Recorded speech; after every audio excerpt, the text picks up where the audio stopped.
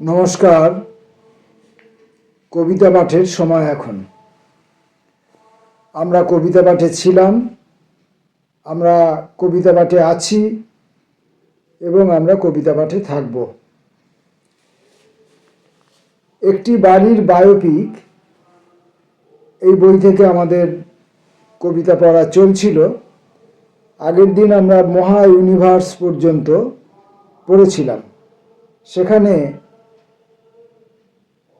বাড়িতে একটি নয়নতারা ছিল, নয়নতারা ফুল ছিল। সেই ফুল দেখেছিল কেউ, মুগ্ধ হয়েছিল, ভালোবেসেছিল। এবং এখন সে বাড়িতে দুজন সখী রয়েছে, নয়নতারার সঙ্গে আরও একজন, সে হচ্ছে পুটুস। তারা দুজনে মিলে তাদের দুজনের মধ্যে খুব ভাব ভালোবাসা। তো এখানে ইউনিভার্সকে বলা হচ্ছে, তুমি এই বাড়ির উঠোনে নেমে এসো। তোমার যে যোজন আলোকবর্ষ পরিধির যে ভূমি, তোমার মহা ইউনিভার্সে অনন্ত অপার, সে জায়গাও তোমার জন্য ছোট হয়ে যাবে। কিন্তু আমার এই বাড়ির উঠোন, যেখানে এই দুই সখীর ভালোবাসা দিয়ে পরিপূর্ণ, এখানে যদি তুমি আসো তাহলে তোমার জায়গার অভাব হবে না। এবং সেখানে ইউনিভার্সকে বিপিন বিহারী বলে সম্বোধন করা হয়েছে, বিপিন বিহারী রূপে তাকে ডেকে পাঠানো হয়েছে। সুতরাং আজকের কবিতাটির নাম বিপিন বিহারী। প্রথম কবিতাটির নাম বিপিন বিহারী। বিপিন বিহারী এবারই ছেড়ে চলে গেছে বহুকাল আগে। যে রাধার সে মাধব হতে চেয়েছিল, তার নিজেরই এক ভাই সে রাধাকে ঝেঁপে দিয়েছে। এখানেই থেকে করিবর্গা থেকে একদিন ঝুলে পড়ার চেয়ে সন্ন্যাস নেওয়াই শ্রেয় হবে মনে করেছিল। সন্ন্যাস নিলেই যে সন্ন্যাসী হতে হবে এমন তো কোনো মাথার দিব্যি নেই কোথাও। খুদি ঠাকুমার কথা তো এবাড়ির সকলেই জানে। তার যে নাগর দিব্য সন্ন্যাস এক, কোথা থেকে এসে বাড়ির ঠাকুর ঘরে থেকে গেল আজীবন। পুজোর আয়োজনের ভার নিয়ে খুদি ঠাকুমা প্রায় সারাদিনই সে ঘরে কাটাতেন। বিপিন বিহারী অরণ্যে চলে গেল, জঙ্গলে নয়। জঙ্গলে কেমন একটা জংলা জংলা ভাব থাকে, বনে যেমন বুনো বুনো গন্ধ থাকে। অরণ্য বললেই একটা আল্ট্রা আধুনিক যুবতীর মুখ ভেসে ওঠে। সে রাধা এখন বিধবা হয়েছে, শরীর খাটিয়ে তার পেট চলে কোনো মতে। বিপিনের কথা ভাবতে ভাবতে একদিন সে হবে অস্তমিত। সুতরাং পরবর্তী কবিতার নাম অস্তমিত। অস্তমিত হবার আগেই সূর্য আর একবার দেখে নেয় বাড়িটাকে। এটাই তো তার শেষ অস্তমিত হওয়া নয়। কাল সকালেই আবার আসতে হবে পূর্ব দিকে, ডেকে তুলতে হবে বাড়ির সবাইকে, তারপর সারাদিনের কাজ। এভাবে আসা যাওয়া করতে করতেই তো কেটে গেল কয়েক লক্ষ বছর। সময়টা ঠিক কত অঙ্কের শিক্ষকরা বলতে পারবেন। তখনকার দিনে তো বার্থ সার্টিফিকেট বলে কিছু ছিল না, সেসব নেই তার এবং ওই বাড়িরও। এ বাড়ির খুঁটিনাটি সব কিছুই সে জানে, নিজের চোখেই দেখা। যদি কখনো কোনো ঝামেলা কোর্ট পর্যন্ত গড়ায়, তাকে তো সাক্ষীর কাঠগড়ায় উঠতেই হবে। কোনো মিথ্যেকে গোল্ড মেডেল পেতে দেবে না সে। আজ বিদায় নেবার সময়ও দেখা গেছে একটা হালকা নীল রঙের সবুজ শাড়ি বারান্দাকে বলছিল তার পুরনো গল্প। পরের লেখাটির নাম গল্প। গল্প গল্পের সব কথা বলে না, কেটে ছেটে বাদ দেয় কিছু, কিছু সে সংযোজন করে যা কখনোই ছিল না গল্পে। যেমন এ পরিবারের কর্তা আর গিন্নি স্বপ্ন নিয়ে একমত ছিলেন না কখনো। কর্তা মনে করতেন স্বপ্নকে তৈরি করতে হয় পাথর কেটে, শুকনো কাঠ থেকে, মাটি পুড়িয়ে পুড়িয়ে। আর গিন্নি মনে করতেন স্বপ্ন ফুলের মতো ফুটে বিছিয়ে থাকে স্বপ্নের মধ্যে। সে স্বভাবজাত, সে প্রকৃতি, তাকে সংগ্রহ করতে হয় যত্ন করে। একটা শব্দের মোহে একটা কবিতার বই লেখা হয়ে যায়। কবি চলে যাবার পর সেই শব্দটিকে বিভিন্ন লোকে বিভিন্নভাবে দেখে। কেউ দেখে ছুটন্ত ঘোড়া, কেউ দেখে মুখ অভিমানী ফুটপাত। এ বাড়িতে একজন কবি ছিলেন, কেউ তাকে দেখেনি কখনো, বেঁচে থাকতে তার নামও শোনেনি। কিন্তু মৃত্যুর পর যখন সেই কবি বেঁচে উঠলেন, তখন সকলে চিনতে পারল ইনিই তাদের লেনিন। এখন তো কিবোর্ড ছাড়া কিছু লেখা যায় না। একটা আবেদন জানানো হয়েছে ডেস্কটপের কাছে। আশা করা যায় সে অবশ্যই আয়োজন করবে এক কবি সভা। এবার বাড়িতে কবি সভা বসবে, সুতরাং পরবর্তী লেখাটির নাম কবি সভা। দেখা যাক কবি সভা বসে কিনা। কবি সভায় কবিতার সভা বসে না, নিছক একটা বাড়ির নাম। কেন এমন নাম? যদি এ বাড়িটার নাম হতো সোনাঝুরি, তাহলেও কি প্রশ্ন উঠত না কেন সোনাঝুরি? প্রশ্নকে আপ্যায়ন করার মতো কেউ নেই এ বাড়িতে। বাগান বাড়ির পিছন দিকে একটা ঘর পরিত্যক্ত আছে বহুকাল। সেদিকটাকে কোনো দিকের নাম দিয়ে চিহ্নিত করা যাবে না, দিক চিহ্নহীন। ঘর একটা আছে নিশ্চিত, কিন্তু সেটাও প্রমাণ সাপেক্ষ নয়। নিজেকে প্রমাণ করার কোনো তাগিদ নেই তার। ঘরের ভেতরে একজন বয়ন শিল্পী আছে, কেউ তাকে জন্মাতে দেখেনি, বংশলতিকায় তার নাম নেই, কেউ তাকে মরতেও দেখেনি। লোকটা কখনো এক, কখনো বহু, তার কাজ কেবল বয়ন। জলের উপরতল ঢেকে আছে হেলেঞ্চা লতায় আর কচুরি পানায়। কচুরি পানার ফুল ফুটলে বোঝা যায় ঈশ্বর থাক আর না থাক, সন্দেহের ঊর্ধ্বে সৌন্দর্যের বিভা। পরবর্তী লেখাটির নাম বিভা। বিভা একটি বাঙালি মেয়ের নাম হতে পারে। এই নামে গ্রামে ও শহরে অনেক মেয়েই থাকতে পারে। এমনকি এ বাড়িতেই এই নামে একাধিক মেয়ে আছে। কিন্তু তাদের কারো সম্পর্কেই কিছু বলা লোকটির উদ্দেশ্য নয়।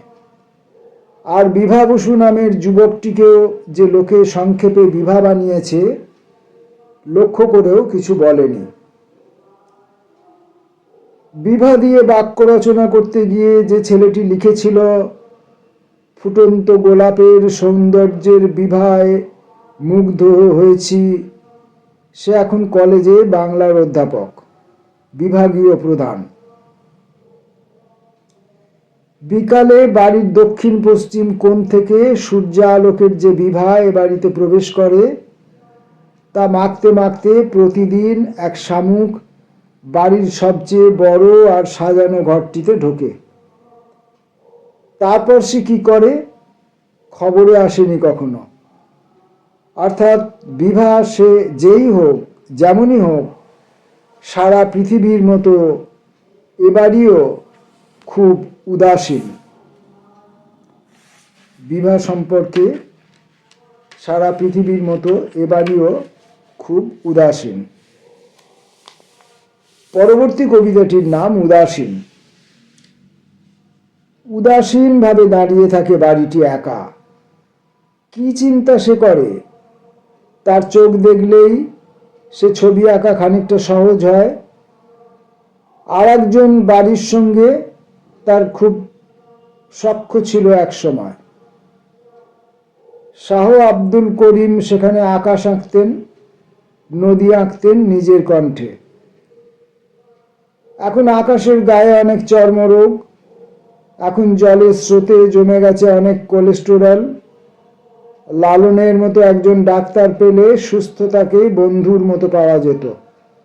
অথচ এই তো সেদিন আমাদের কালিকা প্রসাদ চলে গেলেন। মাসকাবারি চাল শেষ হয়ে গেছে, শেষ মাসটিও হয়তো খরচ হয়ে গেছে। জোরবিহীন শালিকটিকে কেউ দেখতে চায় না, সে জানে।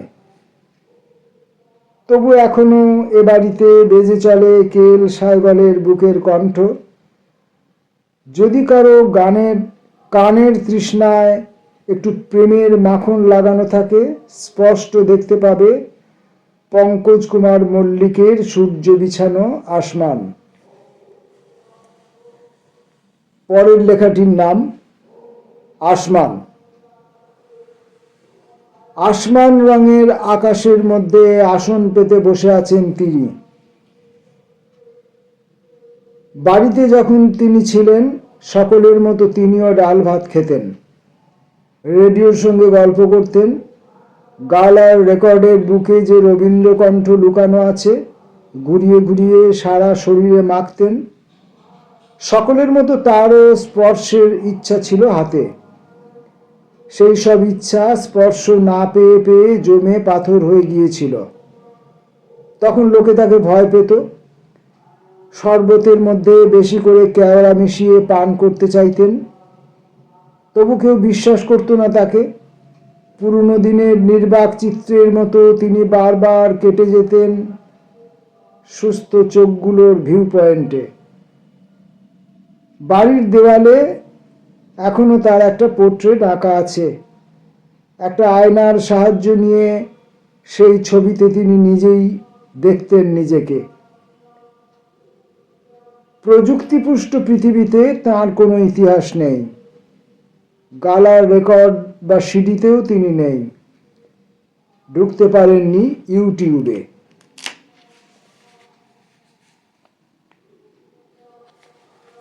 পরের কবিতাটি ইউটিউব।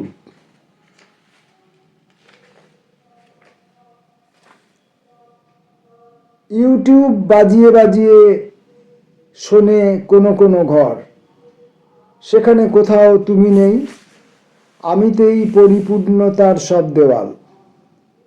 পুরনো তৃষ্ণার খোঁজে এখনো অনেক অতিথি এখানে আসে, দেওয়ালে দেওয়ালে হাত রাখে, যেন তারা টেরাকোটা নারীদের ছুঁয়ে ছুঁয়ে নিজের ভাষায় আনতে চায়।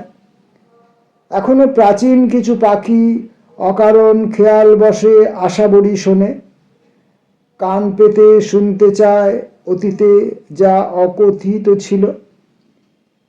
প্রেমের গল্পের মাঝে প্রেমিক ও প্রেমিকার উচ্চারণ ও আচরণ ছাড়াও প্রেমের নিজস্ব কিছু কথা থাকে, যৌনতায় চাপা পড়ে যায় যুগে যুগে।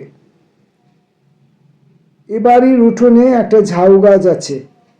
রাত্রের অন্ধকারে, শীতে ও বর্ষায় সে একা একা নিজের কবিতা নিজে পড়ে। পাড়ার লোকেরা তার নাম প্রয়োজন হলে বলে উন্মাদ। পরবর্তী লেখাটির নাম উন্মাদ। উন্মাদের জীবনেও একবার প্রেম জুটেছিল। সকলেরই জীবনে প্রেম জোটে, তো উন্মাদেরও জীবনে প্রেম জুটেছিল।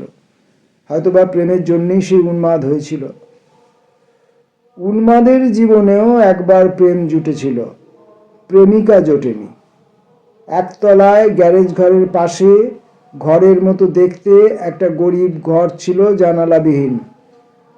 দরজার পাল্লাহীন ঘরে তার নৈশ প্রহরী ছিল রাত। সর্বোচ্চ তলায় এক পিঙ্ক কালারের ঘরে পান্না রঙের এক রুবি ছিল। এক গ্রানাইট পাথরের স্তম্ভ সেই রুবির জন্য উন্মাদ হয়ে যায়, এবং উন্মাদ পরিচয়ে সে যাবতীয় রাজকীয় আহার ও বিহারের সুখকে হারিয়ে দেয়। মাধবীলতা প্রায় সব মানুষকেই একটু একটু করে উষ্ণতা দেয়, কিন্তু উন্মাদটির জন্য তার পক্ষপাতিত্ব একটু বেশিই ছিল। বছরে বছরে অনেক পাতা গাছ থেকে ঝরে পড়েছিল বাগানের মাটিতে, আর অনেক পাখির পালক সেখানে সূর্য আসত গাছের ডালপালা সরিয়ে উন্মাদের কাছে ভালোবাসা শিখতে। তার মৃত্যুর পর রুবির হৃদয়ে অনেক নুন জমে উঠল। চুপি চুপি সে সেই নুন নিয়ে গিয়ে রেখে আসে উন্মাদের সমাধিক্ষেত্রে। আমরা আজকে সমাধিক্ষেত্র কবিতাটি দিয়ে আজকের মতো পাঠ পর্ব শেষ করব। সমাধিক্ষেত্র থেকে উঠে বসেছেন সিরাজ। বাড়িতে আবার যা কিছু ঘটছে তাতে উমি চাঁদের গন্ধ পাচ্ছেন, যেন পাচ্ছেন জগৎ শেঠের অশরীরী গ্রাসের আভাস। অন্যদিকে জব চাঁদনকও স্বস্তিতে ঘুমাতে পারছেন না। স্পষ্ট টের পাচ্ছেন আবার কারা যেন তার মারিয়ার দিকে হাত বাড়াচ্ছে। মেয়েরা সহ তার সুতানুটির কুঠিবাড়িও যেন কারা দখল নিতে চাইছে। মির্জাফরের 1100 বংশধরও হাওয়ার গতিবিধি ঠিক বুঝতে পারছে না। এখন যারা এ বাড়িতে আছে তারা কেউ দেখতে পায় না। দেখতে না পাওয়ার জন্য কোনো কষ্ট নেই। দেখতে পাওয়া যে চোখের কাজ, যেন তারা জানে না। বায়ুমণ্ডলে উষ্ণতার বৃদ্ধি, নতুন নতুন ভাইরাসের উদ্ভব, ভিন গ্রহ থেকে আসা দুর্বোধ্য মহাজাগতিক সংকেত, আর বাড়িতে প্রতিদিন একাধিক খুন ও ধর্ষণ, এইসব নিয়ে একটা বুলেটিন রোজ ছাপা হয়। তাহলে আমরা প্রথমে যে বলেছিলাম যে একটি বাড়ির বায়োপিক, এই বাড়ির বায়োপিকটি একটি নিছক বাড়ির জীবন কথা হতে পারে, একজন মানুষের জীবন কথা হতে পারে, একাধিক মানুষের জীবন কথা হতে পারে, সম্পূর্ণ একটা দেশেরও জীবন কথা হতে পারে। আপনারা এই সমাধিক্ষেত্রে যেখানে আপনারা দেখলেন সিরাজ, জব চাঁদনক, মির্জাফরের 1100 বংশধর, প্রত্যেকেই একটা আশঙ্কা আতঙ্কের মধ্যে রয়েছে। কেউই নিরাপত্তা বোধ করছে না। এবং এ বাড়িতে নিত্য নতুন ভাইরাসের উদ্ভব হচ্ছে, আর বাড়িতে প্রতিদিন খুন ও ধর্ষণ এসব লেগেই আছে। এইসব নিয়ে একটি করে বুলেটিন ছাপা হচ্ছে। আপনারা তাকিয়ে দেখুন এই সময়ের দিকে, আমার দেশের দিকে, সারা পৃথিবী জুড়ে দেখুন খুন, ধর্ষণ, দখল লেগেই আছে। অর্থাৎ আমরা একটি একক ছোট্ট বাড়ি থেকে এখন একটি বৃহৎ দেশব্যাপী বা পৃথিবীব্যাপী একটা বড় বাড়ির মধ্যে পৌঁছে গেছি। বাকি অংশটুকু আমরা পরবর্তী ভিডিওতে পাঠ করব। ততক্ষণের জন্য নমস্কার।